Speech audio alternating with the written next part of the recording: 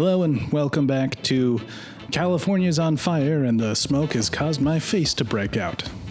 The show, starring me, that same guy. So a few weeks back I put out that video where I talked about that Wonder Woman project that I worked on, and it was really easy to put together. So I figured I'd do another one. It literally all came together in a day. So how hard could part 2 be, right? No, don't focus on my face. The picture back there is very nice, I agree, but so is this. Keep it in focus, baby. So in the last video, I showed how I set up this scene, so I'm not going to go into a lot of detail about that. If you want to watch it, I'll go ahead and put like a link, and I think you can still do those card things. I'm going to put one of those up there. If not, the link is in the description too. So you can check out part 1 if for some reason you're watching this and didn't watch that. So as you can see, I just kind of copy and pasted the scene from the previous shot and just moved the camera to a little rectangle up here. And it just kind of pans down into this little makeshift comic book that I made as the animation plays out. Because I wanted the camera to come down and go into a panel of a comic. And that's where the video starts, as we go into the panel, and then it's like, oh, the trailer is this world inside this comic book. So here we are in our camera view, and I've set it down to our preview so that I can scrub through this a lot easier, because this is a very complicated shot and it takes forever to render. So just a couple of things that weren't in the previous video. Now that we're at this other shot, I had to kind of put stuff onto this table. I couldn't put too much because we wanted the page to unfold, and so you obviously can't put anything over here or else it's going to intersect with whatever's over there. So I just tossed this like Wonder Woman coaster that I made real quick and like a can of Coke and a phone. So let's open the scene setup for this. So I quickly hacked together this like Wonder Woman coaster thing here. They provided us with a logo, obviously, and then I just took it and put it on like a texture that looks like it's kind of been stained. Like I've got these Mario cardboard things that whenever I leave a glass on it, it leaves a gross stain. And I just kind of wanted to capture that, like, this is a well-worn, used coaster. And then Element 3D has these just like generic models, and one of them is a Totally Not Coke can. So I used the Totally Not Coke can in this shot. And a while back, I actually modeled my Razr phone in Element 3D.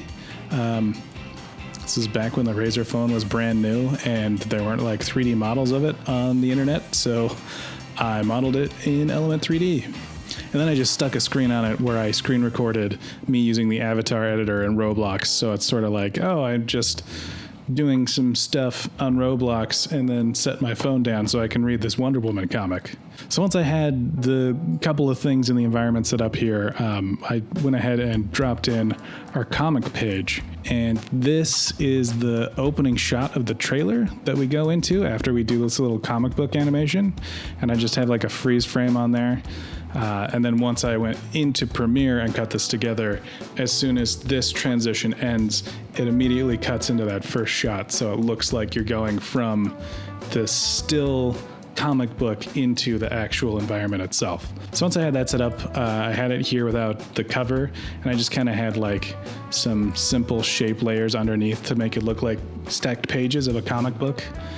And then I started animating this cover that I just threw together with a screenshot and the Wonder Woman Roblox logo. I used this old school filter called CC Page Turn. It's back from when like crazy transitions on digital nonlinear editors was like the hot new thing. So you could use like page turns and cube spins and all these obnoxious things that people used way too much. But it came in handy for something like this. As you can see, there's like this blue rectangle right here. That's actually where the asset of the cover lives. And then I'm using the page turn filter to warp it over on top of the comic book. And then I just play that transition in reverse so that it looks like the comic book page is peeling open, when in actuality it's just a 2D layer that has this cheesy old transition slapped on top of it. And so that was kind of the like hacky way that I could get this page peel to happen without having to model like a piece that's in 3D and has like the right amount of vertices and stuff so that it could like bend realistically. Instead, I could just use this old school method of making a 2D layer look more 3D through a page peel. And then you can see that the camera just pans down and kind of does like a very slight rotation into it just to add a little bit of character.